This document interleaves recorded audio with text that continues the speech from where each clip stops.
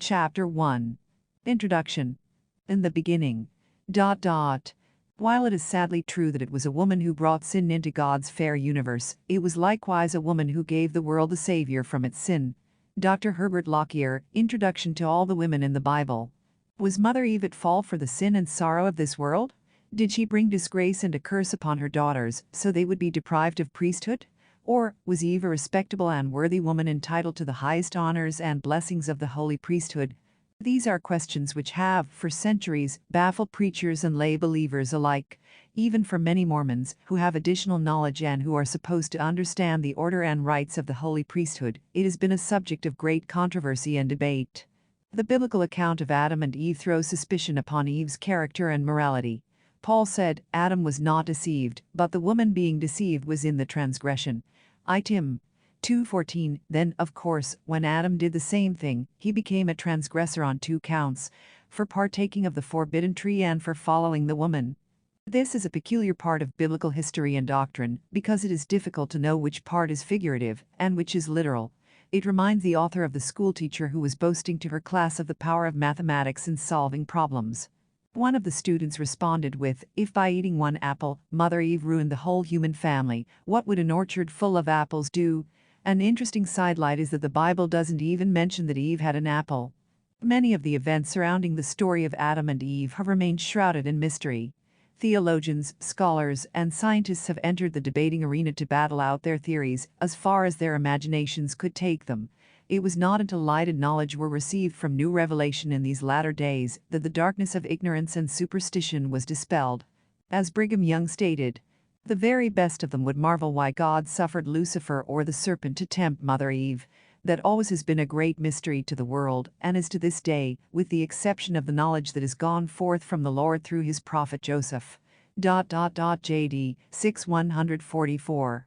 Many religionists consider the actions of Adam and Eve to be a serious sin or transgression.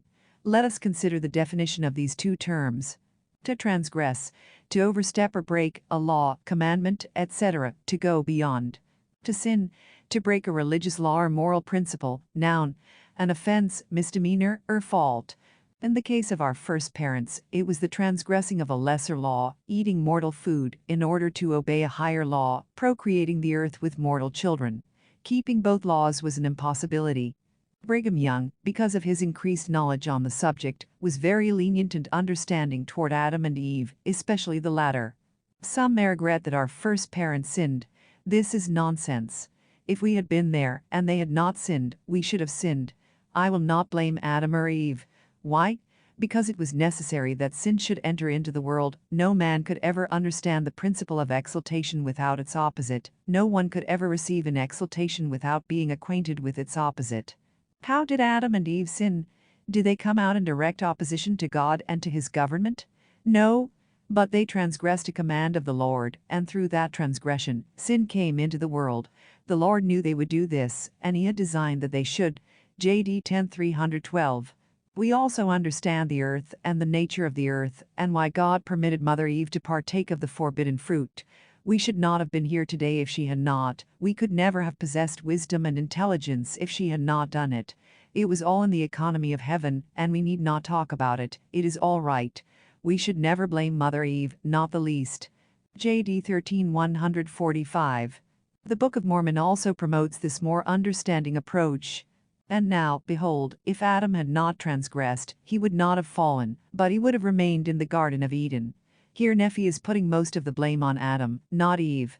And they would have no children, wherefore they would have remained in a state of innocence, having no joy, for they knew no misery, doing no good, for they knew no sin. 2 Nephi 2:22-23. Nephi then concludes with the positive result. Adam fell that men might be. V25. It might be said that Eve took the lead in the transgression, but Adam took the responsibility. Another mortal world began as Eve became the mother of all living, to fulfill the great mission she was appointed to before coming to this world. Further study will reveal the fact that Eve set the stage for the order, the pattern and the example for all her daughters. She was a perfect helpmate, comforter, and companion to her husband in all things. If their fall had been such a terrible sin, then certainly Adam and Eve would not have been worthy of the rights and blessings of the holy priesthood. The prophet Joseph Smith said, The priesthood was first given to Adam. He obtained the first presidency and held the keys of it from generation to generation. He obtained it in the creation, before the world was formed, as in Genesis 1:26, 27, 28.